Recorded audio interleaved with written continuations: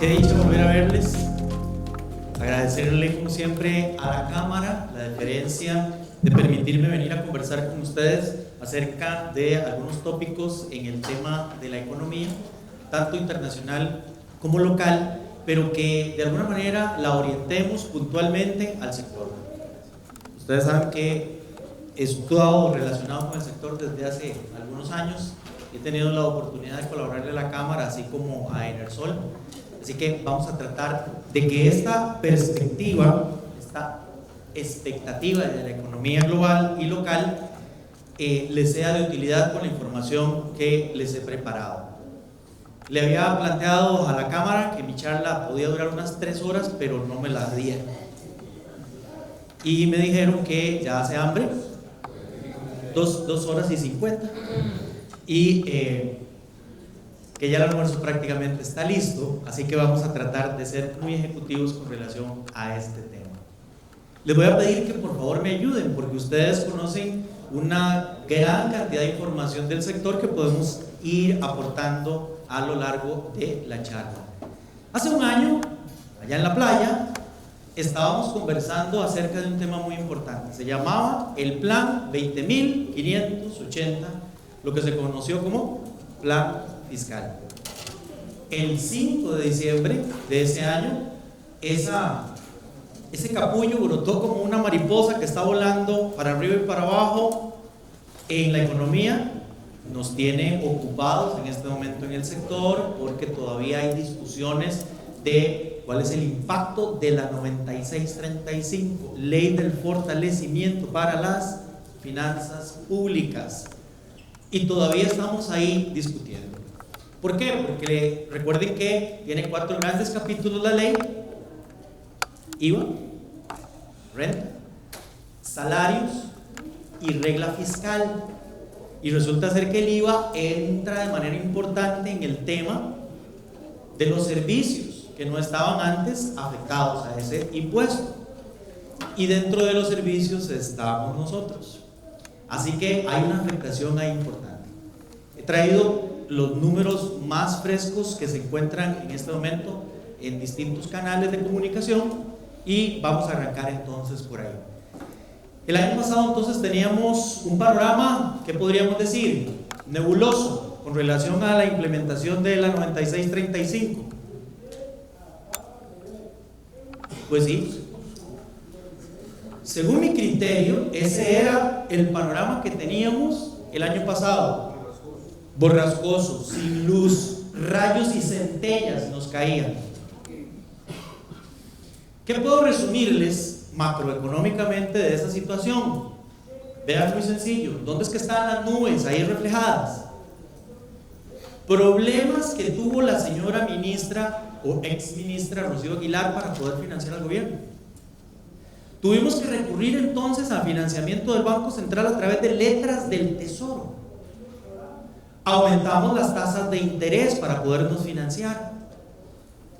Los bonos del gobierno se lograban colocar, pero no en colones, sino en dólares, porque la gente estaba asustada, la gente no estaba ahorrando en colones, ahorraba en dólares. Eso significó que las tasas de interés se aumentaran en el muy corto plazo, que las calificadoras de riesgo nos bajaran la categoría, que la señora ministra a esas alturas del año, pero el año pasado, dijera: chicos, no tengo plata ni para pagar los aguinaldos. ¿Lo recuerdan? Y eso solamente en la parte local, porque hay nubes ahí en ese cielo que corresponden al cielo internacional.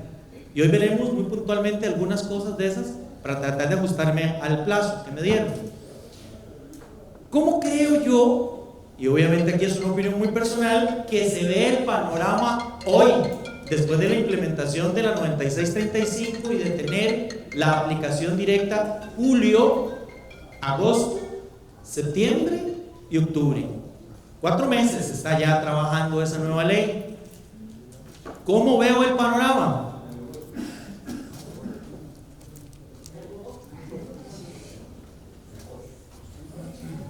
Dice don Antonio que está mejor. Véanlo ahí. Véanlo ahí. Exactamente. No hay rayos ni centellas. El año pasado a estas alturas estábamos al borde del precipicio. Decíamos que no íbamos a tener dinero para repagar los bonos, ni para pagar aguinaldos, ni salarios, que los comedores infantiles iban a quedar sin el gallopito y el huevito. Pero hay un detalle, Antonio y compañeros. ¿Qué otra cosa vemos ahí? ¿Qué hay?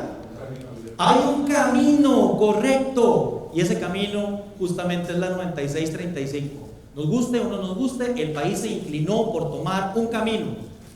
Hoy vamos a ver cómo nos ha ido con ese camino. Este mundo está patas para arriba. Les voy a poder adelantar, por ejemplo, de que la deuda costarricense que nos está preocupando en este momento, la pública, con relación al PIB, pesa un 56% del PIB. Un PIB que vale 60,000 millones. Eso quiere decir que son 33,000 millones lo que todos ustedes deben, decía un profesor de economía, lo que todos ustedes tienen que pagar. Resulta ser que Estados Unidos está por encima del 100. Y ellos no tienen las broncas que tenemos nosotros. Más bien le seguimos prestando a los Estados Unidos. Este es un mundo que está, diríamos, más bien en tico. Patas arriba. Dígame. El año pasado estábamos hablando arriba del 60. Estaba hablando del 56. Voy a hacer una aclaración. Hay dos métricas en deuda. La del gobierno central y la de todo el Estado. Todo el Estado estaba en 60, Antonio, el año pasado. Pero el gobierno estaba en 50. Con toda esta problemática hemos subido a 56, 57, pero todo el gobierno anda por 70, todo el Estado. Ahí no solamente estaríamos agregando a Hacienda, sino que estaríamos la deuda del ICE, la deuda de Recope. Exactamente. Bueno, esa es también otra de las premisas que tengo. ¿A dónde tenemos que ir a echar una ojeadita? A nuestro principal socio comercial. De ahí viene el turismo, la inversión, la exportación, la importación. Chicas, véanlo. Véanlo como era.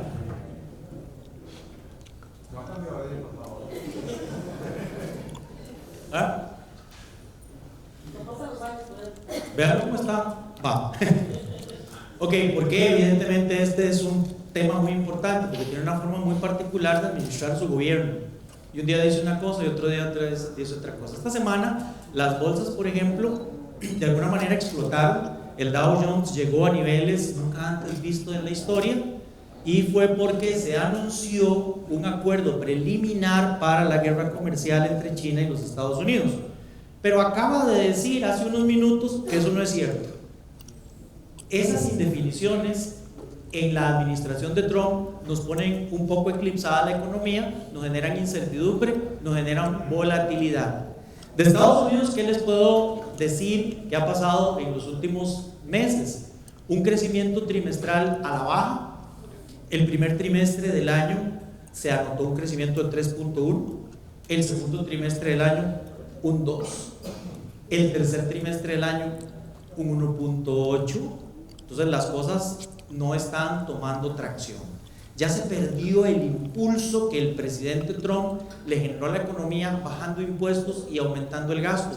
Más bien en este momento las preocupaciones del mundo es: ¿y ahora cómo van a pagar ese déficit que están generando? ¡Qué torta! Porque no son los únicos que tienen bonos de Estados Unidos.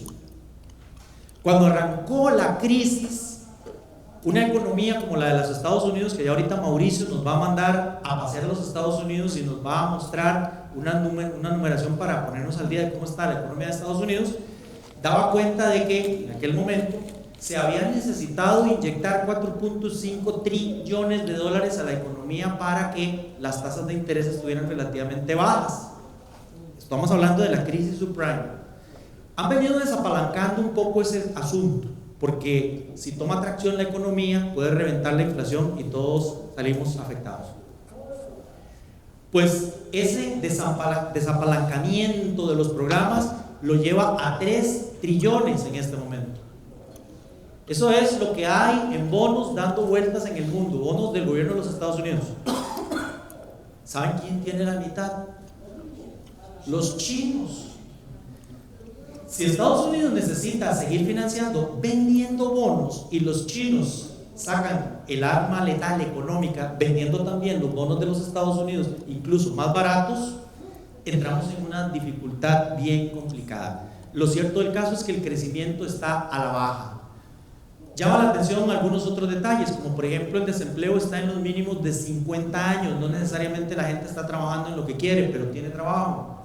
Las empresas han dado buenos resultados, hay una inflación muy baja, hay una mejora en los salarios reales, lo que impulsó en principio el crecimiento del inicio del año.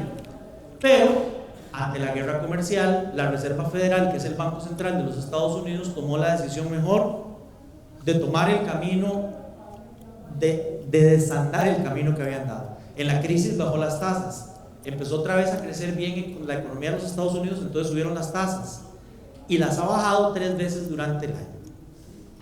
Ya durante el año la ha bajado 3 veces precisamente para tratar de pelear contra esa disminución en el crecimiento, porque entre otras cosas se ha encontrado una menor confianza del inversor.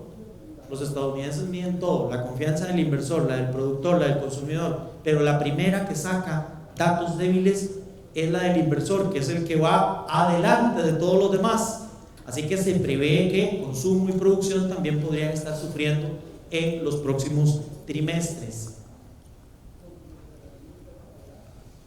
Donald Trump está enfrentando una serie de problemas, entre ellos que se aprueba el juicio en contra de él.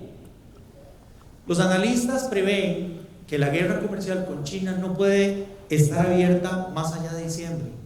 Por eso cuando salió la noticia esta semana de que cerraban un acuerdo me pareció razonable.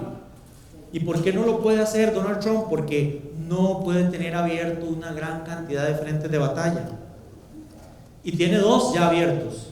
Este, del juicio político, para darle un impeachment o despedirlo de su puesto. Y el otro tema es que se vienen encima las elecciones. Las elecciones son exactamente dentro de un año. Y Donald Trump debe tener un panorama lo suficientemente claro como para tratar de salir adelante. En el caso de Europa, y antes de irnos a Europa, Mauricio, si me hace el favor, nos vamos al reloj.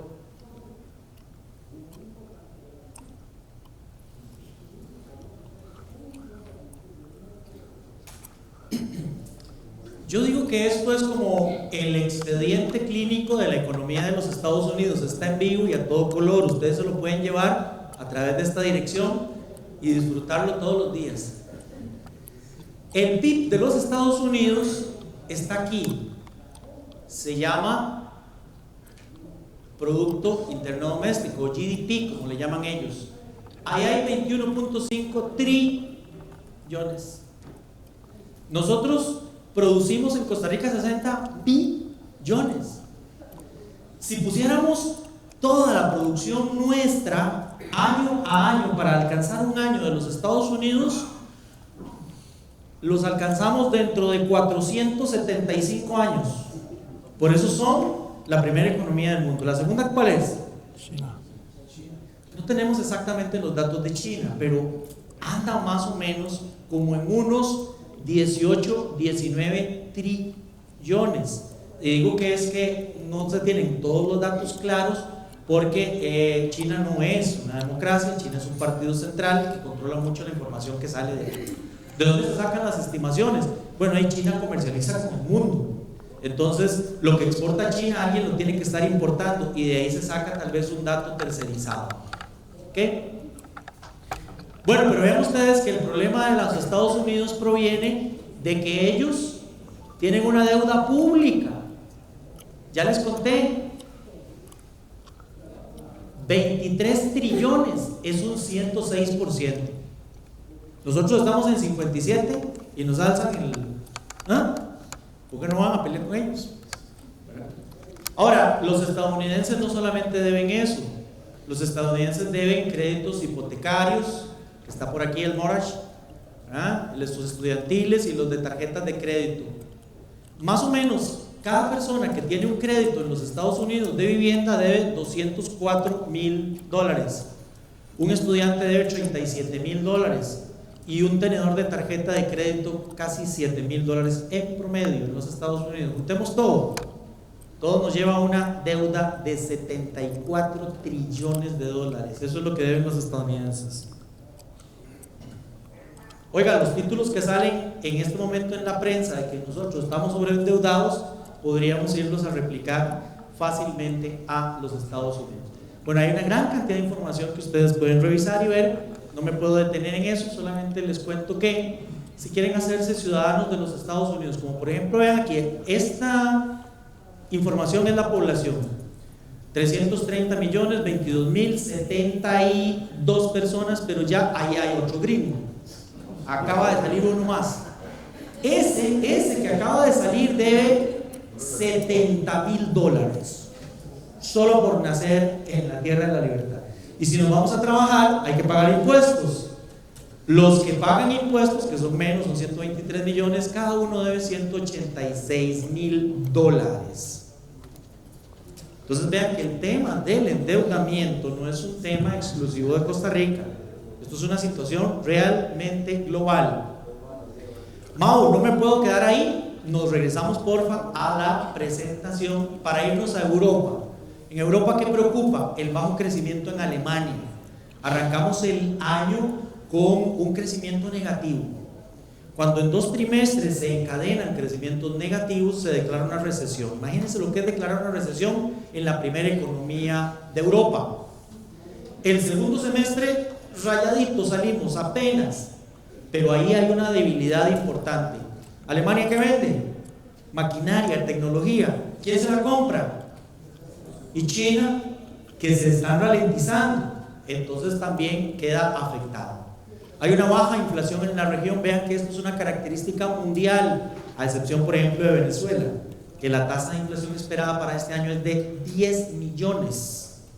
Uno no se puede ni siquiera imaginar qué significa eso. Y luego tenemos una novela que es la salida de Inglaterra. Tenía tiempo hasta el 31 de octubre de irse y no se fue. Tenía que irse y no se ha ido. Así es. Bueno, en el estar en eso es que convocaron a elecciones nuevamente el 12 de diciembre por parte de Boris Johnson, que es el líder ahora, con la finalidad de ver si el pastel del Parlamento queda distribuido de una manera tal que alguno de los dos bandos pueda inclinar la balanza, sea que se queden o sea que se vayan. Incluso existe la posibilidad y el velo de que hagan un segundo referéndum.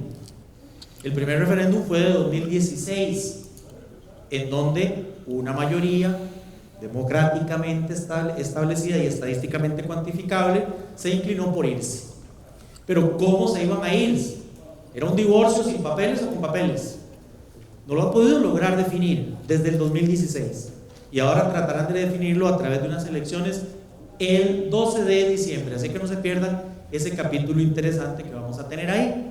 China, por supuesto, ha reducido su crecimiento y está, como les decíamos, en una abierta guerra comercial con los Estados Unidos. Pero vean hasta dónde llega en este momento ya la influencia de China. Si Estados Unidos no se quiere montar en el bus, no hay problema. Esto es de esta semana. 15 países de Asia forman la zona de libre comercio mundial más importante del mundo. Estamos hablando de China, Japón, Corea del Sur, Australia, Nueva Zelanda. Los 10 países de este organismo, que son Indonesia, Tailandia, Singapur, Malasia, Filipinas, Vietnam, Myanmar, Camboya, Laos y Brunei. Nada más y nada menos son el 47% de la población mundial, el 32% del PIB, el 32% de la inversión global y el 29% del comercio del planeta. Si Estados Unidos se quiere quedar atrás, pobrecillo Trump, ¿verdad? Y no está la India, por supuesto, ahí, ¿verdad? Y Trump sigue con su guerra comercial. Vean que la noticia que yo originalmente les traía es que había un acuerdo, pero antes de entrar a escena estaba revisando noticias y no, ya otra vez volví a decir que eran varas, dijo el presidente Trump. Lo simpático aquí es la forma como cada uno de ellos está respondiendo. El presidente Trump pone aranceles a un grupo de productos importados de China. Los chinos responden a un grupo de importaciones que llegan de los Estados Unidos, pero con una característica: se los puso a aquellos productos de estados que habían apoyado a Trump. O sea que el golpe fue muy intencional.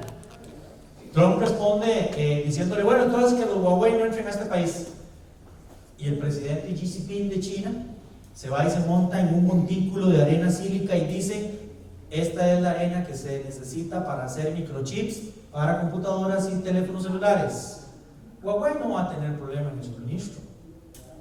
El mensaje fue clarísimo para Apple, diciéndole, lo siento mucho, vaya a ver qué haga, vaya a ver qué hace. ¿Qué hicieron? Fueron a preguntarle a Trump cómo lograron hacer. El señor se enojó y volvió a poner otro grupo de aranceles que entraban en vigencia el 15 de octubre y lo suspendieron temporalmente. Hay otra carga que entra en diciembre, que es la que se está negociando no entrar. Pero ¿cómo respondieron los chinos? Fácil, contundente. Depreciaron la moneda. La pasaron de 6 yuanes a 7 yuanes por dólar. ¿Eso qué significa? Que ponen mucho más baratas todas las exportaciones de China y no solamente unas. Entonces ahí no solamente se afecta un grupo de productos, sino todos. Y no solamente se afecta a Estados Unidos, se afecta al mundo entero. Así que fueron otros gobiernos a tocarle la puerta a Trump a decirle recientemente, machillo, ve a ver qué hace, porque aquí la cosa se está poniendo muy complicada. ¿Okay? Les había contado que Wall Street y particularmente el Dow Jones había logrado incrementos importantes. Esta semana llegó a récords, alimentado por la idea de que había un acuerdo. Tendremos que esperar la otra semana a ver cómo arrancamos. Pero la otra semana, el lunes es feriado en los Estados Unidos.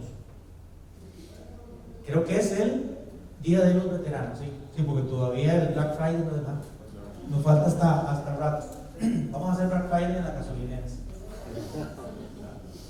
Vean ustedes cómo el Dow logra llegar a niveles nunca antes vistos. Esta gráfica está desde 1935, alcanzando 27.000 puntos el Dow Jones. A nivel internacional también hay ruido. ¿Dónde es esto? ¿Conocen de banderas? No, señor. No, señor. Cataluña, muy bien. ¿Aquí? Ecuador, aquí. Perú, y aquí no les puse bandera, pero esto es Chile. Y si agregamos México, a mí personalmente me da un poquito de pena cuando veo una promoción que está sacando CNN en español. Venga, salen diciendo problemas en Cataluña, problemas en Chile, problemas en Perú, en Ecuador y en Costa Rica. Y salen las manifestaciones de estudiantes universitarios, homologándonos con todos ellos. Creo que tenemos una distancia importante, pero hay una advertencia y una situación que tenemos que ver. De petróleo, tal vez estén interesados en que les cuente algunos detalles de lo último que ha estado ocurriendo en petróleo. Recuerden que mis charlas son charlas de un economista y que el idioma de los economistas es el idioma de los precios, todo tiene precio. Y existen los economistas porque existe la escasez. Los diamantes son caros porque son escasos. ¿Cuánto vale una libra de sal? Porque es abundante. ¿Cuánto valen los Keylors Navas? Poquito, ¿verdad? Porque son solo uno. Sobre todo después de parar penales en el Parque de los Príncipes. Bueno, la abundancia o la escasez es la que determina niveles de precios en primera instancia, las fuerzas de oferta y de mercado. No solamente eso se define en petróleo, sino hay un par de cosas más que les quiero contar, que es tipos de cambio y tasas de interés. Porque el tipo de cambio nos define el valor final de la importación más importante que hace el país, que es el petróleo, y que nos parece que afecta al sector de manera importante. Y luego el otro tema es, con todo esto que Vidal nos está contando, cómo estará el dinamismo de la economía en Costa Rica y el nivel de tasas de interés. Porque dependiendo del nivel de tasas de interés, estará también el financiamiento que podamos tener dentro de los próximos meses en el sector. El petróleo ha tenido, si se quiere, vean ustedes, una relativa estabilidad en lo que va del año. Aquí tuvimos noticias de la guerra comercial. La guerra comercial prometió un menor crecimiento mundial y por lo tanto una disminución en la demanda esperada de petróleo. Se recuperaron los niveles con algunos acuerdos ahí que iban logrando Estados Unidos y China, y hemos mantenido una relativa estabilidad, ustedes lo han visto, entre 50 y 65 dólares. Como esta charla es una charla también prospectiva, les cuento que para los próximos 2 o 3 años, OPEP, AIE, Agencia Internacional de Energía, y grandes bancos de inversión no ven más allá de 65 dólares el barril de petróleo en los próximos años, cortesía de la disminución en el crecimiento económico del mundo, en buena parte explicado por la guerra comercial que acabamos de contar. Pero bueno, esa no ha sido la historia. Ustedes recordarán, por ejemplo, que hubo un momento en el tiempo con la demanda importante de China de materias primas que llegamos como a 130 dólares el barril de petróleo. ¿Por qué es importante hacer referencia a eso? Porque nosotros necesitamos como costarricenses dólares para pagar esa factura. Hay una correlación directa entre este pico y el tipo de cambio que se vivió en ese momento, porque empezó a escasear el tipo de cambio para poder pagar materias primas y facturas. Eso es importante que lo tengamos claro y hagamos la correlación. En aquellos momentos, primero la euforia del crecimiento chino, luego la crisis subprime, generó una serie de expectativas en el mercado. Vean, esto lo tomé de una revista igual que la que viene. En una revista se decía que no se podía entender cómo en aquel momento teníamos un barril de petróleo a 31.96, el barril es de 158.98, y que si lo comparaban con la misma cantidad de agua mineral, el agua mineral eran 140 dólares, la Coca-Cola 151, la leche entera 160. No, este está bien, este no sé, este solo digamos los que pegan la lotería. Habrá que preguntarle al señor Villalobos, ¿siempre pegó la lotería el año pasado o no? Ahí está, le preguntamos. Él es el que puede comprar 200 litros de Don Periñón, ¿verdad? 31,000 dólares. Bueno, pero la cosa siguió peor y siguió cayendo. Esta la edité un poquito, ¿verdad? Porque en el momento en el que siguió cayendo el barril de petróleo, llegó a 27.51, una revista la comparó con una canasta de pollo. Era más cara la canasta de pollo que el barril de petróleo, aunque decía la revista, de todas maneras, esto tiene más grasa que esto.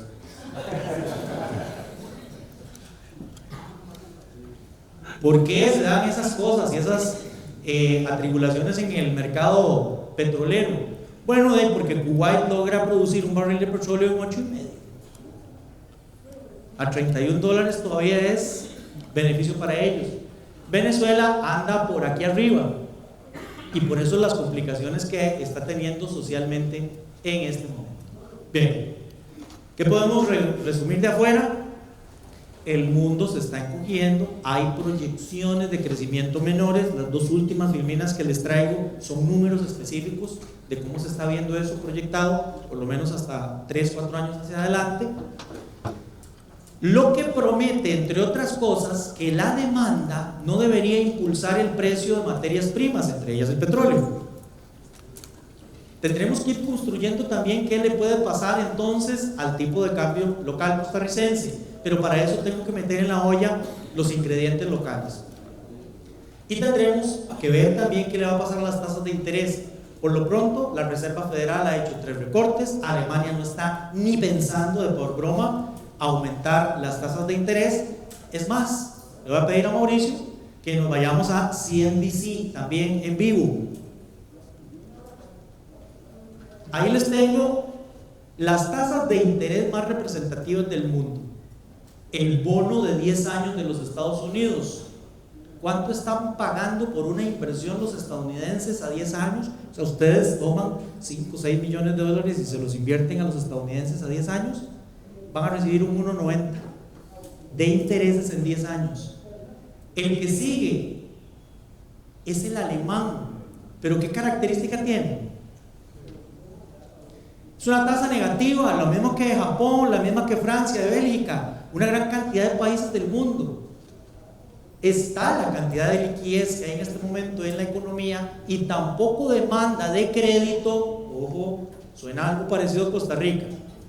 Tampoco demanda de crédito porque no hay tracción para el crecimiento, que no tienen a quién prestar la plata.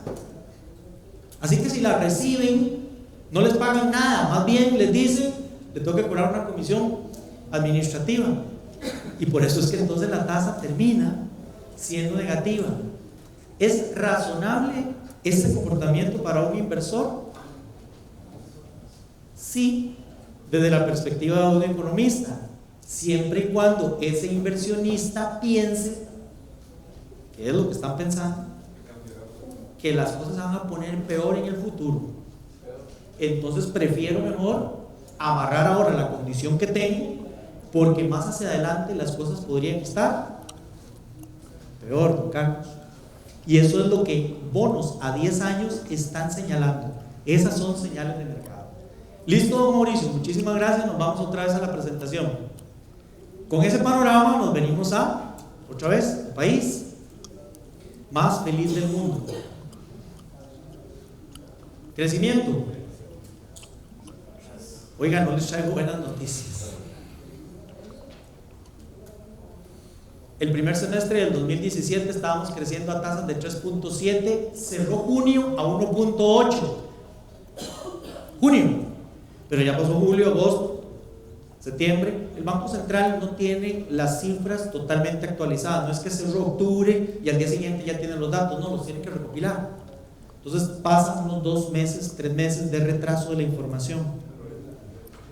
Hay una tendencia, y la tendencia se termina de consolidar en julio, pero en algún momento hay que parar. O sea, más abajo del piso no podemos llegar. Tendríamos que ver entonces qué pasó en los otros meses, en agosto, en septiembre. Vamos a echarle una revisadita de esos datos. Con lo que mencioné en la primera o la segunda filmina de la presentación de los datos económicos que reflejaban los nubarrones, les conté que la economía, ante tanta noticia no muy agradable, se paraliza. Y eso es lo que demuestra la filmina anterior. El consumidor deja para después la toma de decisiones. Toma decisiones que puede ir desde comprar una casa, cambiar o comprarme un carro, hacer un viaje al exterior, y empiezo a bajar. Oiga, mejor estos zapatos aguantan todavía, ya mejor no los cambio y dejo de asistir al comercio, dejo de asistir a las tiendas, y las tiendas se empiezan a cerrar en los moles. ¿Les parece algo razonable lo que estoy contándoles? Y la gente deja de ir al restaurante. Pero aquí hay otra condición importante en el departamento de comercio que ahora les voy a contar.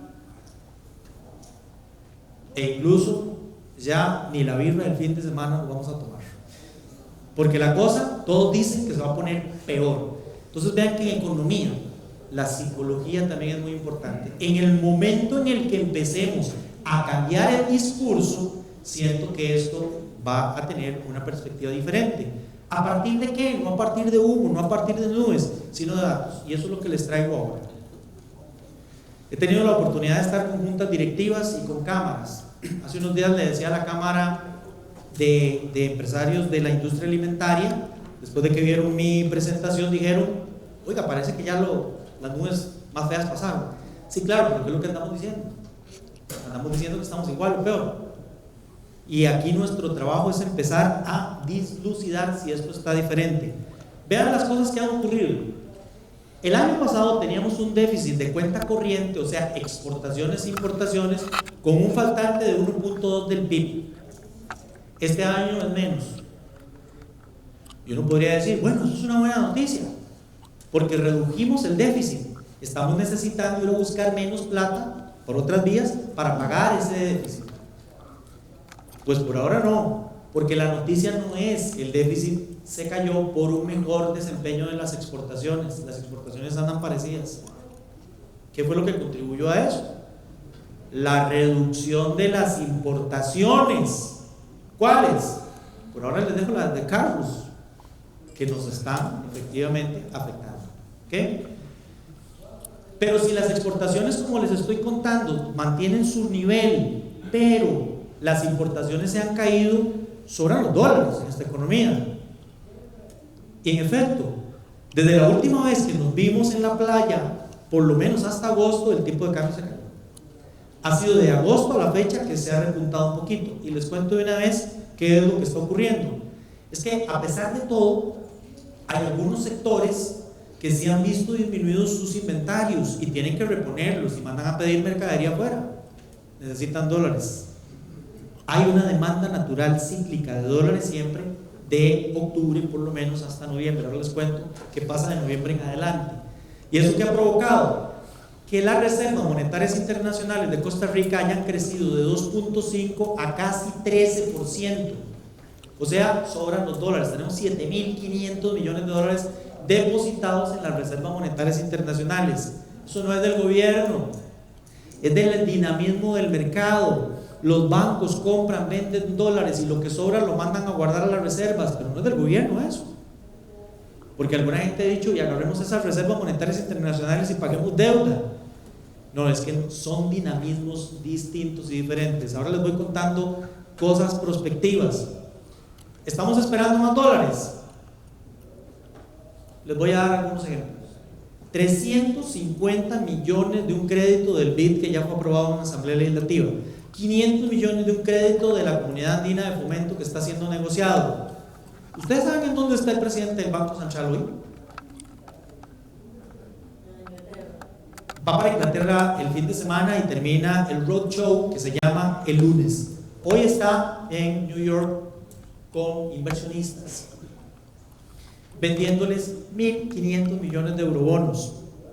El dato que tenemos de una compañía, trabajo en un puesto de bolsa, el dato que tenemos de una compañía de Norteamérica, de un mensaje que nos mandaron ayer es éxito. Exitoso. Están vendiendo dos bonos, uno que ya teníamos en el mercado internacional, solo que le echan un poquitito más de agua a la sopa, son 2045 a 7.15, y una novedad, viene un bono al 2031. ¿Por qué digo que es una novedad? Porque es una cosa un poco rara, no los quiero técnicamente enredar, pero es a 10 años, pero si dentro de 10 años estamos cumpliendo con una serie de condiciones fiscales, se extiende 3. Y cuando se extiende a esos 3, cada año hay una amortización de 1/3. Yo quiero ver cómo vamos a ahorrar aquí en Costa Rica un bicho de esos. Ahora, el roadshow que anda haciendo don Rodrigo, ¿por qué? Porque no tenemos ministro de Hacienda todavía. El señor Chávez llega hasta finales de mes. Entonces vean qué extraño, qué país más particular. No es el ministro de Hacienda ni el secretario del Tesoro el que anda vendiendo los bonos, es el presidente del Banco Central. Bueno, la cosa es que todo parece indicar que va a haber dólares. Y les voy a agregar de una vez cosas. Viene la temporada de turismo. Hemos tenido contacto con empresarios del sector turismo y nos dijeron: oiga, el año pasado el cierre espectacular, más de 3 millones de visitantes. En julio de este año, espectacular. Y cuando les preguntamos, ¿y qué hay para ahora, la próxima temporada? Más que espectacular. Entonces hay sectores de la economía que sí se están desempeñando bien. Pongamos allá turismo. Pero los turistas traen colores en la bolsa, más dólares. Y las transnacionales traen dólares para pagar a final del año aguinaldos e impuestos. Todo parece indicar que las papas abundan y el precio de la papa baja. Pero hay que ir metiendo una serie de elementos que pueden ir a encontrar. Les adelanto que mi particular previsión, y consta en la prensa desde junio, es que el tipo de cambio de venta podría terminar en 590 a fin del año. Las razones de por qué se va a sostener más o menos en los niveles en los que estamos los veremos en la Filmina 730. No se me aburran. Buenas noticias. Vean, nos habían dicho el año pasado a estas alturas que la métrica fiscal se estaba deteriorando. Bueno, el año pasado se paró y quedó en un 1.14 el déficit primario. Esos son impuestos menos gasto corriente. ¿Y cómo vamos este año? igual, no se deterioró. Esa es la buena noticia, porque estábamos deteriorándonos. ¿Dónde es que está el problema? Que aquí están los impuestos menos los gastos. Y no solamente de impuestos vive el hombre. A través de deudas se financia el gobierno. Y cuando metemos la deuda, esa que mencioné en la segunda filmina, que la señora ministra tuvo que tomar a muy corto plazo y a más tasa, o sea, a más costo, nos pasó la factura. Porque cuando metemos el financiamiento en el déficit financiero, salta de 2.8 a 3 y pasamos de 53 a 55, pero esto era en junio. Hemos seguido creciendo. No se les olvide 55. 55, 57 es el dato que vamos a ir trabajando. Claro, si la economía perdió dinamismo y no estamos importando carros, la gente no pide crédito en dólares. Vean la caída del crédito en dólares. Pero además, si la gente no está demandando vivienda, el sector de construcción la tiene que estar viendo complicada. Y entonces no importa maquinaria de construcción, pero tampoco materiales de construcción. Eso también explica la caída de las importaciones que venimos construyendo. Y el otro sector que tenemos que ver, el agrícola. ¿Cómo le está yendo al sector agrícola? Esta gráfica se lee en los dos ejes, aquí el tipo de cambio y aquí los millones de dólares. Aquí vemos las reservas monetarias internacionales. Vean ustedes, arrancamos el año a niveles de 8,000 millones, hemos ido sosteniendo y manejando ahí el tipo de cambio, pero nos llama la atención estos saltos que hay ahí en la gráfica, ¿los ven? Como no se les daba bonos en colones al gobierno, se le daban dólares. Si el gobierno vende bonos en dólares, recoge dólares y se los manda al Banco Central en las reservas para que se los cuide. Luego los empieza a pedir y se van cayendo las reservas y vuelve a hacer otras subastas y ahí hemos estado. Ha crecido más la deuda en dólares que en colones en los últimos meses.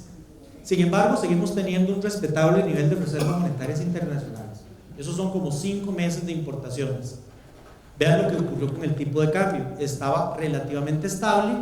Llegó don Rodrigo a la silla de la presidencia del Banco Central, dijo que iba a dejar suelto el tipo de cambio en medio de la discusión del plan fiscal, cuando la gente estaba ahorrando en dólares. Subió el tipo de cambio. Algo ocurrió en noviembre que el tipo de cambio se contrajo. Vamos a revisar a ver qué fue lo que pasó en noviembre. ¿Qué ha hecho el Banco Central para tratar de trabajar con la disminución en el dinamismo de la economía costarricense? Ha bajado la tasa de política monetaria, la cual está en 3.25. Esa es la tasa que él declara. ¿Para qué sirve? Si usted es un intermediario financiero, un banco, y me trae dinero, yo le voy a pagar la tasa menos un punto. Pero si tiene problemas de liquidez y me viene a pedir dinero, yo le voy a prestar a la tasa más un punto. Es una tasa de referencia, no existe directamente, pero necesita ser replicada en el mercado y para eso está la tasa básica pasiva. Y vean que la tasa básica pasiva también ha mostrado una reducción, pero nos hemos quedado por ahí en 5.50. Todavía es relativamente alta. Hace unos días me preguntaron, ¿hay espacio para que sigan bajando las tasas? Sí, porque el primer nivel que debe cubrir la tasa es la inflación, y ya vamos a ir a ver por dónde anda la inflación. Si no tenemos inflación, la tasa real es muy alta. Lo único que necesitamos explicar es qué fue lo que pasó ahí. Sí, señor, junio, finales de junio, ¿sí? ¿Alguna idea?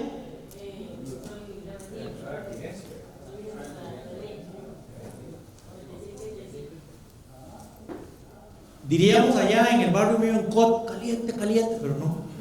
Cuando jugaba uno era, ¿qué es? Hundido. No tiene que ver con el IVA, tiene que ver con la entrada en vigencia de la 9635. Tiene que ver con renta. Porque los préstamos no pagan IVA, pero los intereses que usted se gana sí pagan renta. Y la tasa básica pasiva se compone de 4 componentes, valga la redundancia: lo que aportan los bancos públicos, los bancos privados, las mutuales y las cooperativas. Las cooperativas estaban exentas. Entonces, ¿qué fue lo que ocurrió? que los inversionistas tomaban el teléfono en junio, don Carlos, llamaban a la cooperativa y le decían, mira, yo te he estado mandando certificados de 6 meses o un año, pero si agarro un certificado ya antes de que entre la ley, queda en 0, porque ustedes van para el 7 de renta. A mí me sirve amarrar lo máximo que puedo al mayor plazo. Hubo ofertas a 5 años.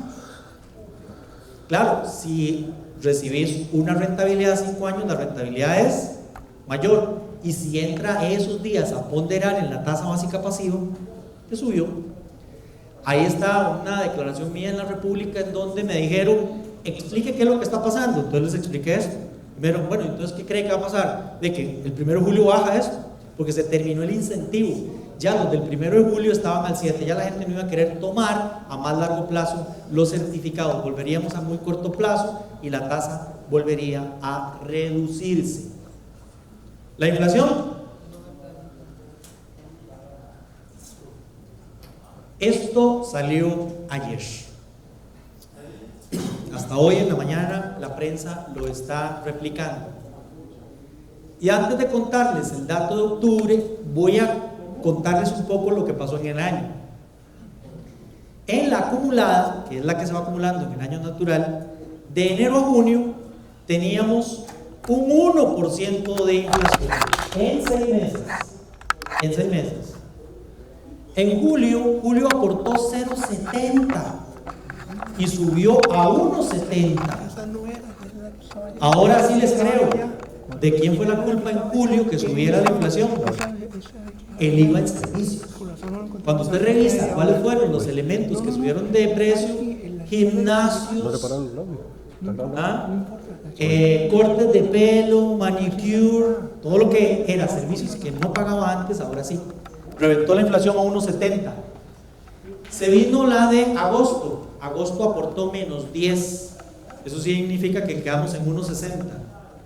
Septiembre aportó menos 10. Significa que quedamos en 1,60. Octubre aporta menos 0,07. Entonces quedamos en 1,43. En lugar de ir teniendo más inflación en el año, estamos teniendo menos inflación. Ahí uno puede explicarlo de distinta manera, en distintos abordajes. Uno de ellos es que la demanda no está impulsando los precios. Estamos con problemas de demanda interna. Pero por otro lado, y aquí les empiezo a contar y a amarrar algunas cosas más, cuando vemos cuáles fueron en ese mes los que bajaron de precio, está la gasolina, ¿no? Pero hay quienes también están ahí metidos. Y esos son varios meses de venir encadenando rebajas. Y claro, ¿cómo salgo del inventario? Sobre todo considerando, y hemos tenido conversaciones también con concesionarios que me dicen, Vidal, ya tengo que hacer el pedido de los modelos 2020, ¿qué hago con todos estos? Y no solamente eso, sino que los bancos vienen y te dicen, y todo lo que yo tengo aquí que he capturado porque no me pagaron. Automóviles está contribuyendo a la baja. Pero vean, siguen los servicios aportando. Servicios odontológicos, paquetes turísticos, corte de cabello, teñido de cabello. Los servicios siguen con la incorporación del IVA teniendo aplicación en el aumento de precios. ¿Cómo nos vemos con relación al año pasado? En el acumulado 1,43 y 1,38 el año pasado. Terminamos el año con un 2,03 y estamos en un 2,07 y nos quedan 2 meses, noviembre y diciembre. Podríamos terminar igual. Es muy probable que terminemos por debajo, al menos de la meta del Banco Central. Meta es 3%, piso 2, techo 4, amigos del techo. Porque es muy difícil que en noviembre y diciembre tengamos una atracción extraordinaria. ¿Dónde veo yo la atracción? En la entrada de la temporada navideña. Y eso va a ayudar con comercio.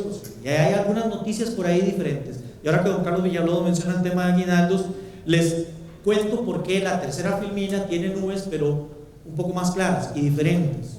Seguimos teniendo retos como economía, pero son diferentes a los del año pasado. Muy diferentes a los del año pasado. ¿Qué dijo la señora ministra antes de irse? Écheme en el aguinaldo, porque ya tengo la plata en la bolsa. Tráiganme la liquidación de Habdeba, porque ya tengo la plata en la bolsa. ¿Qué hizo la Caja hace pocos días? ¿Vieron el titular? adelantan el aguinaldo para los pensionados. ¿Y qué hay de proyecto en la Asamblea Legislativa? Que agarremos el fondo de capitalización laboral y lo repartamos porque necesitamos reactivar la economía. Vean cómo se ve la inflación de los últimos 5 años, realmente muy baja, sobre todo si la comparamos con los primeros años de esta década. Y bueno, entró la 9635, eso realmente fue quizás lo impactante del año. Durante los primeros 6 meses decidimos no hacer nada. ¿Por qué? Porque venía el coco, no sabíamos cómo iba a operar. Y es más, ya se los mencioné al principio, todavía no sabemos exactamente cómo opera esa cosa. Y los chicos ahora deben ser, cuando nos tomamos un café antes de entrar, nos decían, otra vez fuimos a Hacienda y nos cambiaron el discurso.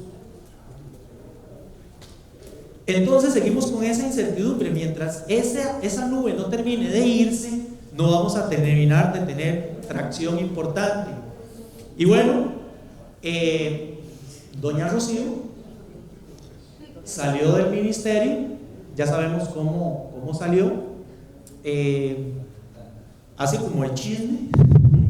Les cuento que la información que tenemos, porque ella dio el anuncio el miércoles en la tarde, pero ya desde la mañana se hablaba, porque el martes en la noche la Contraloría le dejó en la casa la carta.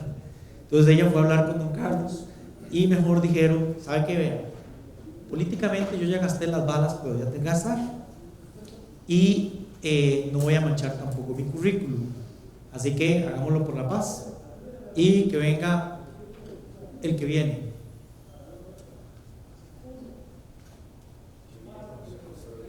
Todo un misterio. 27 años de estar afuera, ¿verdad? Pero tiene a su favor una serie de cosas. A mí también igual me preguntaron cuál es la opinión. Puede ser que no esté muy enganchado con los problemas particulares de Costa Rica, pero eso también, si lo voy a ver desde el otro lado de la moneda, no viene contaminado tampoco. No tiene rabo que le majen aquí en el país. Y en su currículum muestra 47 macro negociaciones en inversión pública de alto nivel en 47 diferentes países. Debió haber negociado con gente difícil ahí, y en otros idiomas, en otras culturas. Entonces le damos algún mérito al señor. El señor entra a trabajar a finales de este mes, pero como les conté, don Rodrigo anda dando la cara por el país. Se llaman los Rodrigos. Este es Chávez de Hacienda y el otro es Rodrigo Cuero del Banco Central. ¿Quién habrá recomendado a don Rodrigo del Banco Mundial? Lo primero que uno dice es: aquí este señor fue el que lo trajo, que viene del Fondo Monetario Internacional. No les puedo contar ahí el programa, pero una periodista le entrevistó, pidieron que no toda la entrevista saliera, a mí me mandaron algunos extractos y ella le preguntó y él le dijo: no, yo no fui yo, a mí no se me ha ocurrido, pero cuando me plantearon el nombre me pareció muy bien.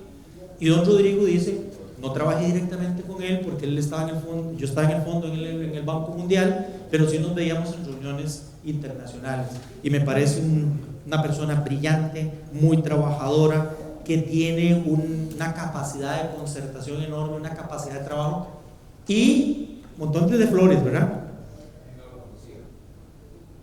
No, que no lo había recomendado. Él dijo: no, yo no lo recomiendo, yo no lo recomendé, pero cuando lo recomendaron me pareció muy bien, ¿verdad? Él dice que sí lo conoce desde hace mucho tiempo, pero ahí en la entrevista que me mandaron, de un momento a otro, don Rodrigo dijo: fue compañero del doctorado en Ohio de Edna. Claro. Entonces la pudieron haber mandado fuera del país, pero sigue teniendo injerencia.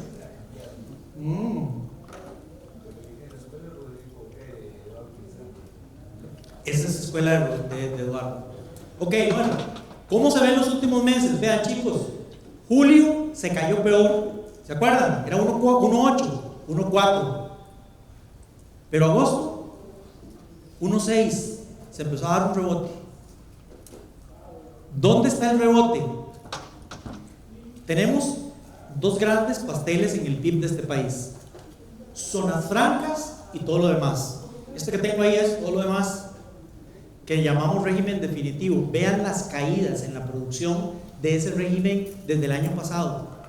Mayo y junio, sospechosamente no crecimos nada. ¿Sí? No es negativo. Si hubiera sido negativo, las alarmas hubieran saltado. Pero ¿qué tenemos en julio y en agosto? Después de haber pasado ya el 96-35. Sí, ya dejemos de cosas, empecemos otra vez a trabajar. ¿Ok? Eso es lo que se nota ahí. Y hacia adelante, ¿qué podíamos prever? La reactivación del sector de comercio, sobre todo. ¿Cómo se ve zona franca? Para aquellos de ustedes que tienen estaciones de servicio cerca a esas áreas. Esta semana, a mitad de semana, estuve en una de tecnología y me dijeron, bueno, ellos están en en Cayo Blancos y en Escazú, y me dijeron, alquilamos los otros pisos del edificio en Escazú porque van 300 personas más el otro año. Pero estamos hablando de zonas francas. No solamente estamos hablando de servicios, sino que también ahí se producen productos de medicina de alta tecnología. Bueno, hasta implantes estamos haciendo en este país, ¿verdad? La empresa de Pavas. Pero vean qué exageración. Es un sector que crece a tasas mensuales del 12%. Entonces, ¿por qué no impulsa el resto de la economía? Porque solo representa un 10% de toda la economía. Ellos son el 10% y estos que acabamos de ver es el 90%. Entonces, el ponderado nos da tasas de crecimiento realmente muy bajas. Y aquí les voy a contar un detalle interesante también. Ese 1.6 de crecimiento global, ¿a quién se lo debemos y a quién no? Sector agropecuario, cayéndose en el mes de agosto, que es el último dato que tenemos, en 0,1. ¿Cuál es la buena noticia? Que al inicio del año estaba peor esa caída. ¿Por qué? Efecto del Niño. ¿Y qué más? Indonesia y Filipinas se pusieron a fabricar piña, a producir piña, y la tiraron al mercado, bajó el precio de la piña y nos echaron a perder las exportaciones agropecuarias. Pero si las exportaciones totales están a un mismo nivel, alguien está sustituyendo el menor dinamismo de las exportaciones de agropecuario. Y sí, ya les voy a decir quién es. Comercio, se cae 0,6. Dos buenas noticias: si quitamos vehículos, el resto está creciendo. Poquito, pero crece. Esa es una primera buena noticia. ¿Cuál es la segunda buena noticia? Que al inicio del año era peor la caída. Claro, le ha pasado la factura, sobre todo a algunos comercios que han cerrado. Y hace un momento les dije, para mí hay algunos retos importantes de largo plazo en algunos sectores, y les dije sector de comercio. ¿Por qué? Porque vean, les voy a contar. Tengo una millennial en la casa. ¿Ah? Es una cosa rara. Sí. Yo le pregunto que de qué planeta aterrizó, porque tiene un comportamiento totalmente diferente. A veces me dice, papá, vamos ahí a la gasolinera. Yo vivo en Coto, entonces voy ahí a Corazón de Jesús a echar gasolina. Vamos ahí, porque ahí llega la gente a dejarme la ropa. ¿Cuál ropa? La que compré por internet. Y es un bolsón así baratísimo. Mi amor, pero ni se la probó. No se preocupe usted, todo está medido.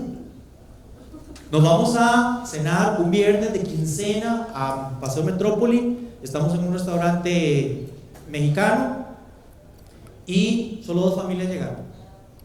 Y les digo, vean, ese es el problema, el comercio no está activándose. No, papá, ¿contaste cuánto sube el entrado? Entraron 12. La cosa está cambiando. Aproveché después para preguntarle a un amigo también que tiene un restaurante, que cómo está la situación. Y vean, de muchas cosas me están hablando, pero aquí estamos en un cambio de modelo y de paradigma. Yo trabajo en un banco privado y algunos de esos comerciantes nos dicen: quiero abrir cuenta en Panamá para que Uber me deposite en Panamá. ¿Quién les paga? Uber México. Que no entre aquí, que me paguen allá. Ok. Oiga, y sale muy caro Uber. Yo me quedé pasmado cuando me dijo: sí, me cobra el 15% de la factura. Pero ¿cómo vas a pagar el 15%? Ciertamente te estás economizando el 10% de servicio, pero es una barbaridad. ¿Cómo se logra sostener un negocio? Fácil. Las porciones son más pequeñitas. Ese es el espíritu de los empresarios. Se nos viene encima algo y le buscamos salida. Ok, me parece que comercio tiene un reto muy importante, ¿sí? Porque las grandes cadenas, los centros comerciales, como que para las nuevas generaciones no es.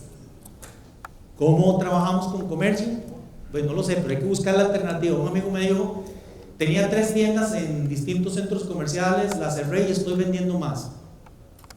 ¿Cómo la cerraste y estoy vendiendo más? Sí, metí la tienda en un camión, eché a toda la gente, dejé de pagar los alquileres, tengo 2 personas, llego al frente de la casa de la clienta y me compra más. Cambio de paradigma, cambio de modelo. Y los alquileres muy caros. Se debe pagar cajas, se debe pagar costos sociales, hay informalidad. Claro, ¿cuál es el sector que se ve más feo? Sí, claro. ¿Y dónde estará la esperanza de construcción? Porque mientras las condiciones de la economía local no cambien, el sector privado no va a echar para adelante. Solo nos queda el sector público por ahora. Bueno, pero entonces, ¿quién está sosteniendo el imagen? Vean, manufacturas está creciendo más que el año pasado. ¿Pero cuáles manufacturas? Si la economía local está debilitada. Las manufacturas que se venden afuera, o sea, zonas francas, es lo que acabamos de decir. ¿Y quién más? Servicios. 3.1 contra 2.7. Ahí no solamente están los conceptos, señores, está turismo.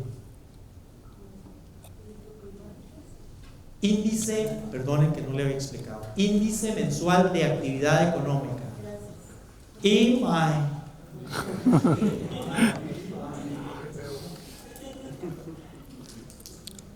Con esta filmina detrás les construyo un rebote hacia tipo de cambio. Vean qué raro, ¿no? Bueno, pero ese es mi trabajo, ser economista y analista para digerirles y traerles estas impresiones.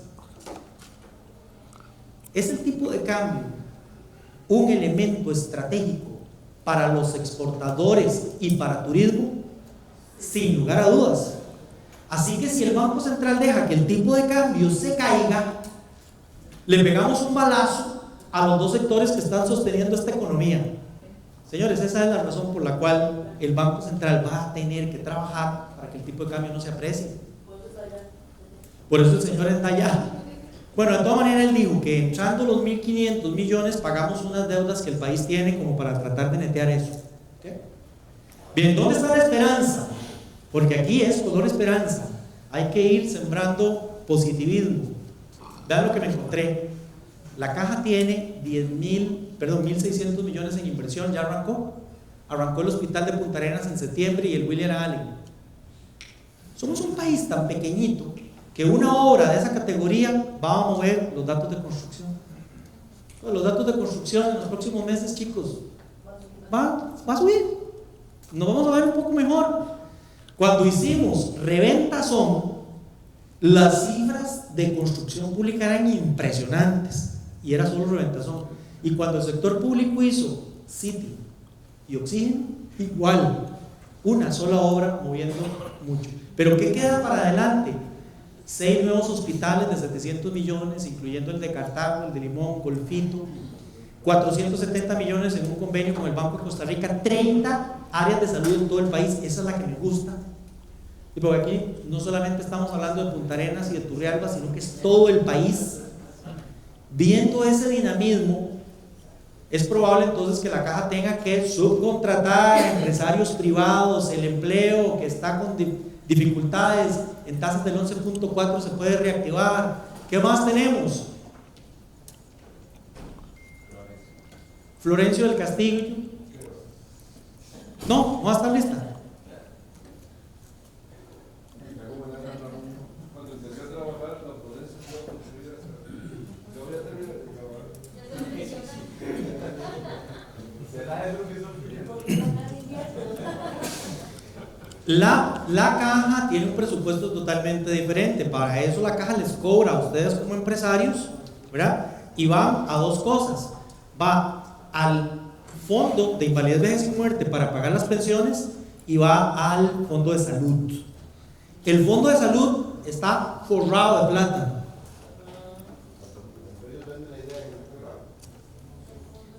El que está es el fondo de pensiones. Muy bien, muy bien, muy bien. Pero bueno, vean los números que sacaron y esas cifras me las había confirmado el presidente de la Caja. Bueno, la Florencio del Castillo podría ser una. ¿Qué otra me encontré por ahí? Bueno, este es de más largo plazo, ¿no? Pero 35 años es el préstamo. Vean, vienen 550 millones a 35 años, no es la tasa. Vean cómo cambiaron las nubes.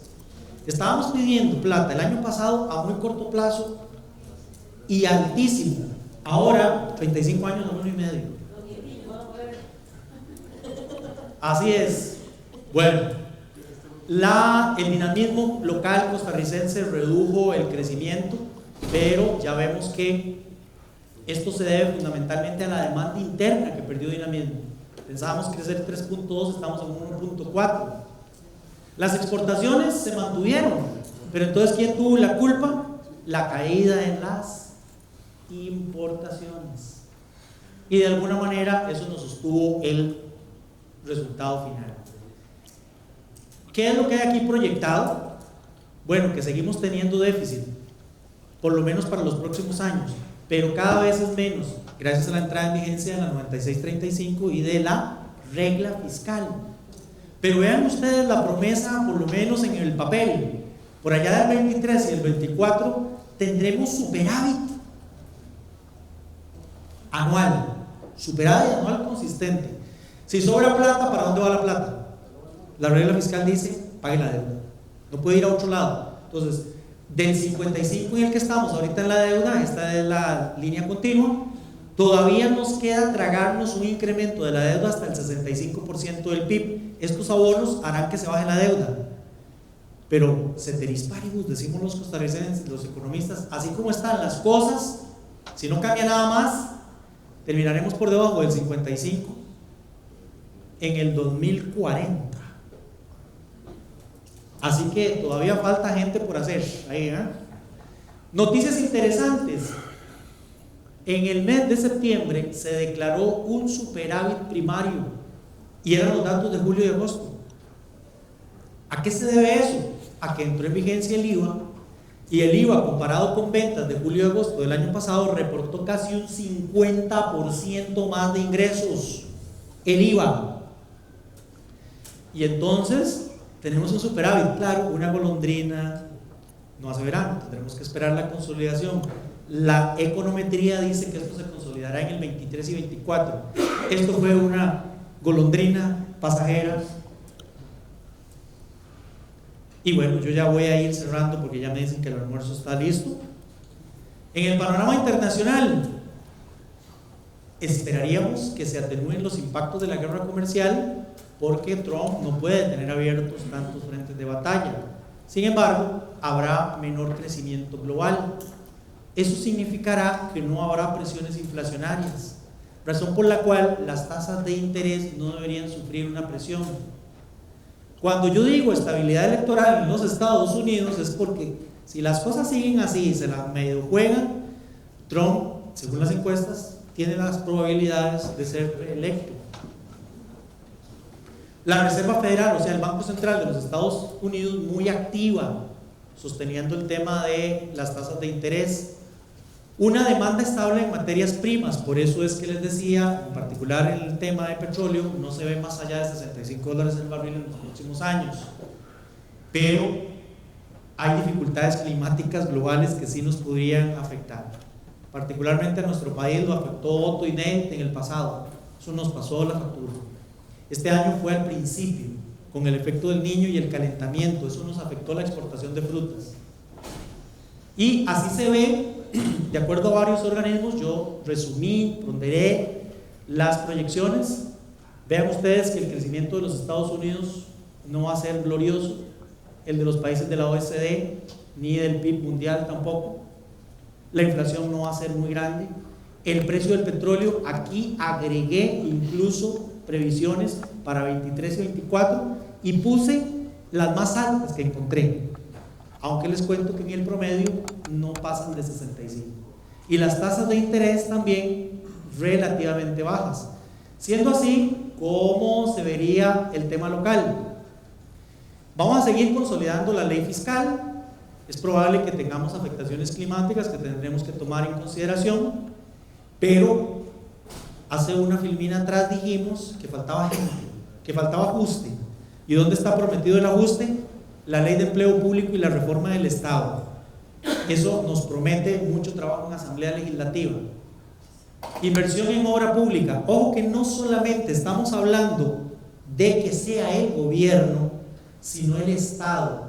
Cuando incluya la caja estoy incluyendo el Estado. Y espero que de aquí por lo menos a febrero las municipalidades también lo hagan. ¿Por qué? Porque estamos en un proceso electoral municipal. Entonces que saquen los tractores que tengan y el presupuesto que tengan ahí. Por ahí viene alguno de los repuntes en crecimiento que estoy viendo.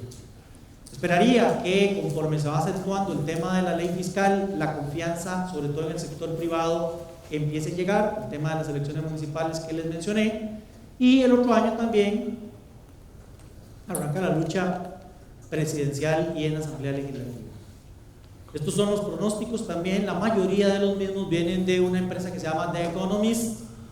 Vean que seguiremos teniendo un crecimiento bajo y empezaremos a ver mejores crecimientos hasta el 2024, inflación controlada, un déficit fiscal que sí va a estar disminuyéndose gracias al tema de la ley fiscal, el déficit comercial relativamente estable, la tasa de política monetaria aumentando cuando aumente el dinamismo de la economía, la tasa pasiva de igual manera, y una tasa de empleo que estaría reduciéndose hasta llegar a niveles del 9% en el 2024. Para quienes estén interesados, tipo de cambio, ya les dije, mantengo mi pronóstico de 590 para este año y luego cerca de un 2% de depreciación anual en los siguientes años, porque no puede darse el lujo el Banco Central de matar a la gallina de los huevos de oro, que son los exportadores y el sector turismo, mientras no arranque el mercado interno. Mauricio, ¿tiene hambre? ¿Nos vamos a almorzar? Eso en una perspectiva positiva. Los nubarrones que van a ser iguales, pero más, ¿no? Pero porque no estamos viendo la microeconomía. Esa perspectiva que generalmente tenemos los economistas, el escenario esperado, el peor y el optimista. Este que les acabo de plantear es el esperado, de parte mía. No es ni el más optimista ni el menos optimista. Muchas otras cosas podrían ocurrir en el camino, pero bueno, la idea es que me sigan trayendo 12 para que sigamos conversando. Bueno. Sí, y tal vez nosotros en el camino ahí, hacia allá, hacia la